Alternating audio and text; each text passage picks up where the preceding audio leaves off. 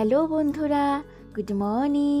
আমি মিতা নতুন একটা ব্লগে তোমাদের সবাইকে স্বাগত জানাই। আজ হচ্ছে মঙ্গলবার আর এখন বাজে সকাল 7টা মতন। আজকের ব্লগটা আমি এখন থেকে শুরু করছি তোমাদের সবাইকে সাথে নিয়ে। কয়েকদিন ধরেই দেখছি না এই চেয়ারগুলো ভীষণ পরিমাণে নোংরা হয়েছে। তবে আমি তো চেয়ারগুলো এমনি হালকা কাপড় দিয়ে মুছে নিই রোজই। তবে এখন না এই হালকা কাপড় দিয়ে মুছে নিলে চেয়ারগুলো আর পরিষ্কার হতে চাইছিল না। তাই দেখো সকালবেলা আমি কি করলাম, চেয়ারগুলো জল দিয়ে ভালো করে সুন্দর করে ধুয়ে দিয়েছি। ধুয়ে তারপরে এখানটাতে রেখে দিলাম, শুকিয়ে গেলে এগুলো ঘরে নিয়ে যাব। মাঝে মাঝে এই জিনিসপত্রগুলোতে এত ধুলো পড়ে যায় না যে শুধু কাপড় দিয়ে মুছে ফেললে না সে পরিষ্কার হয় না আর কি, সে ছোপ ছোপ থেকেই যায়। তাই মাঝে মধ্যে এগুলোকে জল দিয়ে ভালো করে ধুয়ে দিতে হয়। আর সকালের সমস্ত কাজকর্ম আজকে আমার কমপ্লিট করা হয়ে গেছে। এখন ঘরের সামনেটায় একটু জল ছিটিয়ে দিয়েছি আর এখন এই যে হালকা করে মুছে নিচ্ছি। আজকে যেহেতু আমি ঘর মুছবো না, তাই ঘরের সামনেটা একটু এভাবেই মুছে নিলাম। যেদিন আমি ঘর মুছি না সেদিন কিন্তু এইভাবে আমি ঘরের সামনেটা একটু হালকা করে মুছে নিই। কী বলো তো, রোজ রোজ ঘর মুছতে ভালো লাগে না, মাঝে মধ্যে একটু গ্যাপ দিয়ে দিই। তবে এখন এই যে গরম পড়ে গেছে, এখন বোধহয় রোজই ঘর মুছতে হবে। এখন তো মনে হয় দুবেলা যদি ঘর মোছা যায় তাতে করেই ভালো হবে। তো একবেলায় মুছতে ইচ্ছা করে না, তো দুবেলা। তো তবুও চেষ্টা করব এখন থেকে রোজ ঘর মোছার। আর এরই মধ্যে দেখো আমার সমস্ত সকালের কাজবাজ হয়ে গিয়েছে। নিজে কিন্তু ব্রাশ করে নিয়েছি, তারপরে এই যে নাইটি চেঞ্জ করে নিয়েছি। আর এবারে আমি এই যে পুজোর সমস্ত কিছু গুছিয়ে নিয়ে তারপরে আমি রান্না করতে যাব। পুজোর এই যে ফুল তুলে নেব, তারপরে বাসনপত্র মেজে নেব, তারপরে গিয়ে আমি রান্নাবান্না যা করার করব। তবে সকালে তো আমার তেমন রান্না করার কোনো চাপ থাকে না। সকালে তো বেশিরভাগই আমি সিদ্ধ ভাত বসিয়ে দিই, আর সিদ্ধ ভাত বসিয়েও কিন্তু আমি অনেক কাজ করে ফেলি। কি করব বলো, একা একা সমস্ত কিছু করতে গেলে এভাবেই কিন্তু ম্যানেজ করে করতে হয়। আর যেদিন আমি সিদ্ধ ভাতের বদলে অন্য কিছু করতে চাই, সেদিন কিন্তু সকালের অনেক কাজ আমার বাদ চলে যায়। তাই বেশিরভাগ দিনই কিন্তু আমি সিদ্ধ ভাত করারই চেষ্টা করি। আর এখনও তো মা ওরা ওঠেনি, ওরা উঠলে পরে তো এক্সট্রা ওদের জন্য আমাকে সময় দিতে হবে, ওদের সমস্ত কিছু গুছিয়ে দিতে হবে। তাই আগে নিজের যা কাজকর্ম আছে সেগুলোকে তাড়াতাড়ি করে এই যে আমি গুছিয়ে নিচ্ছি। আর এই যে মাঝতে মাঝতে পাশের বাড়ির কাকিমার সঙ্গে একটু কথাও বলে নিলাম। আর আমার এইদিকে কল আর ওইদিকে কাকিমার কল, বেশ ভালোই হয় জানো। কাকিমা যখন ওইখানে কাজ করে আর আমি যখন এখানে কাজ করি, দুজনে কিন্তু বেশ গল্প হয়। আর আমি তো দেখোই তোমরা, আমি কারোর বাড়িতে এখানে যাই না, আর আমার বাড়িতেও বেশি কেউ খুব একটা আসে না, কারণ আমি বিয়ের পর থেকেই কারোর বাড়ি যাই না। এবার সেই কারণেই কেউ আমার বাড়ি খুব একটা আসে না, তবে আসে, কেউ কেউ আসে, তবে মাঝে মধ্যে। তো তাদের সঙ্গে একটু গল্প করি। আর আমার না সেরকম কোনো টাইমই নেই কারোর সঙ্গে গল্প করার। সারাদিনই তো আমাকে কাজ করতে হয়, এবার কারোর সঙ্গে গল্প করতে গেলে না সেই টাইমটা আমার লস হয়। সেই জন্য আমি খুব বেশি কারোর সঙ্গে গল্প করতে চাইও না। এই যে কাজ করতে করতে যেটুকু কাকিমার সঙ্গে গল্প করি, এটুকুই অনেক ভালো লাগে আমার। আর এই যে কালকের একটু জামা কাপড় ছিল, সেটাও একটু গুছিয়ে নিচ্ছি। আর এই দেখো এদিকে মাম্মাম কিন্তু উঠে পড়েছে, তো উঠেই আমার কাছে চলে এসেছে। তো আমি বললাম দাঁড়া মা, আমি এইগুলো গুছিয়ে রেখে তারপর তোমাকে কোলে নেব। আর ওর ঘুম থেকে উঠে এসে একটু কোলে উঠতে ইচ্ছা করে। তারপর মাম্মামকে ব্রাশ করিয়ে দিয়েছি, মুখ ধুয়ে দিয়েছি, আর কটা মুড়ি দিয়ে দিয়েছি। মাম্মামকে বাটিতে করে কটা মুড়ি দিলে না ও খুব খুশি হয়ে যায়, আর ও একটু শান্ত থাকে। আগের ব্লগে একটা বুনু আমাকে কমেন্ট করেছে, ও বলেছে কি যে তুমি তো প্রাইভেট স্কুলে জব করতে পারো, তাহলে মাম্মামকে নিয়ে যেতে পারবে, তারপরে আবার মাম্মামকে সাথে করে নিয়ে আসতে পারবে। কি বলো তো, একা সংসার তো, আর আমাদের গ্রামে বাড়ি, ওইভাবে না হয় না জানো তো। আর এখানে সেরকম করে তো দেখি না কোনো বউরা কোনো জব করে বা কাজ করে। সেই জন্য হাজব্যান্ডও ওর ইচ্ছা নেই যে আমি কোথাও গিয়ে কাজ করি বা জব করি। ও বলে আমি করব, যেটুকু যা করব সেটাই হয়ে যাবে। আর বিশেষ করে আমাদের একটা বাড়িতে দোকান রয়েছে, সেটা আমাকে চালাতে হয়, তো ওই জন্য বাইরে কাজ করার কোনো কথা আমি ভাবি না। আর এই দেখো আমার সোনামা কিভাবে বেলুন ফোলাচ্ছে। এই কয়দিন আগেও যেন ও বেলুন ফোলাতে পারতো না, আমাদের পেছনে পেছনে ঘুরে বেড়াতো, আমাকে একটু বেলুন ফুলিয়ে দাও, বেলুন ফুলিয়ে দাও। তবে দেখো হঠাৎ করেই ও বেলুন ফোলাতে শিখে গেছে, আর এত খুশি হয়েছে বেলুনটা ফুলিয়ে। আর এই দেখো দেখাচ্ছে, আর সেটাও আমি তোমাদেরকে একটু দেখিয়ে দিলাম। সত্যি কথা, বাচ্চারা যদি নতুন কিছু শেখে না, তাহলে না ওদের ভীষণ ভালো লাগে। আর এখন একটু গরম জল করে নিয়েছি, এর মধ্যে গামছাগুলো ভেজাবো। জানো রোজ জামা কাপড় তো আমি রোজই কাচি, তবে এই গামছাগুলো কাচতে আমি একদমই ভুলে যাই, আর এইগুলোই বেশি নোংরা হয়ে যায়। আর গামছা একদমই নোংরা ভালো লাগে না, কেন কি এগুলো দিয়ে আমাদের গা মুছতে হয়, একদমই ভালো লাগে না গামছা নোংরা হয়ে গেলে। তাই এই যে গরম জল করে নিয়েছি, আর এগুলোকে ভালো করে আজকে কেচে ধুয়ে নেড়ে দেবো। আর আমার সোনা দি ভাই, পায়েল দি ভাই, সে আমার উপর ভীষণ রাগ করেছে। আমি জানি দি ভাই তুমি আমার উপর রাগ করে কখনোই থাকতে পারবে না, তবে তবুও আমি তোমাকে বলছি যে তুমি আমার উপর রাগ করো না। দেখো তুমি বলেছো যে আমি তোমার কমেন্টস পড়ি না, সেই জন্য তুমি আর কখনো আমাকে কমেন্ট করবে না। কদিন ধরেই তুমি দেখছো আমি তোমার কমেন্ট পড়ছি না, এই জন্য তুমি ভীষণ রাগ করেছো। দিভাই তুমি রাগ করো না, কি বলো তো, আমি না পড়তে চাই তোমার কমেন্টস, একটা একটা করে পড়তে পড়তে কখন যে শেষ হয়ে যায় ভিডিওটা আমি বুঝতে পারি না, তারপরে লাস্টে বাকি থেকে যায়। তাই এই যে আজকে আগেই তোমার কমেন্টটা কিন্তু আমি পড়ে নিলাম। আর এরপরে কিন্তু একদম রাগ করে থেকো না, ঠিক আছে?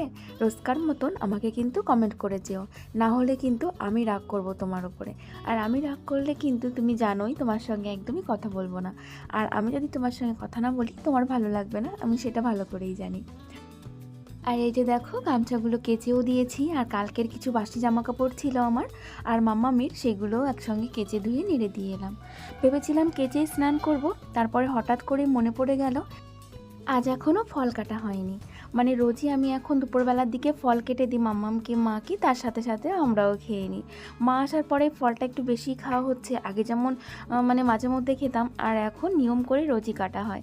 আর অনেক ফলও জমে গেছে, কি বলো তো, ওই যে মা যেহেতু এখানে রয়েছে আর মার শরীরটা খারাপ, সেহেতু সবাই মাকে দেখতে আসছে আর ওই যে ফল নিয়ে আসছে, সেই জন্য ফল অনেক জমে গেছে।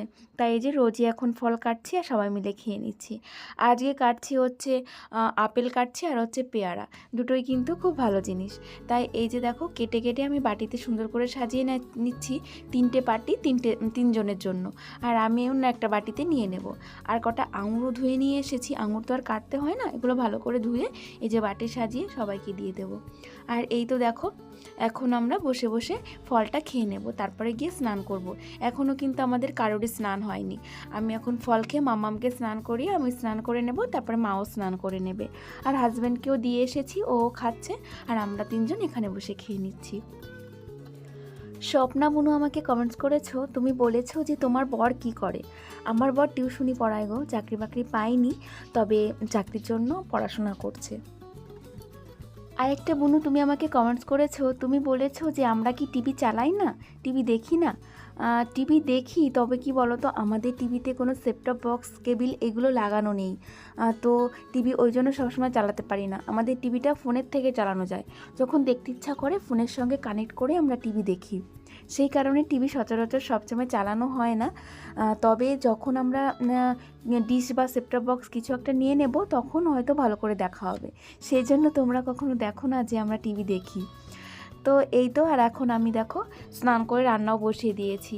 আর আজকে একটু তাড়াহুড়া একটু ডিমের ঝোলই করে নেব, কদিন মাছ খাওয়া হলো, তারপর ডাল খেলাম, তো আজকে করব ডিমের ঝোল। আমি কিন্তু এভাবেই অল্টারনেট করে কিন্তু রান্না করি। আর মাছ কিন্তু আমরা রোজ খাই না, ভালোও লাগে না, মাছ মাংস আমরা খুবই কমই খাই। তোমরা হয়তো আমার ব্লগে দেখে থাকবে, এইগুলোই আমরা বেশি খাই, ডিম, সবজি, ডাল, এগুলোই আমাদের কিন্তু বেশি খাওয়া হয়। আর হাজব্যান্ড এগুলো খেতেই কিন্তু বেশি ভালোবাসে, মাছ মাংস একটু কম পছন্দ করে।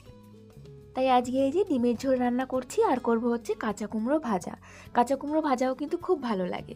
তো এই যে দেখো আমি একটু কালো জিরে ফোড়ন দিয়ে রসুন কুচি ফোড়ন দিয়েছি, আর হচ্ছে ওই কুমড়োগুলো দিয়ে আমি সুন্দর করে ভেজে নেব।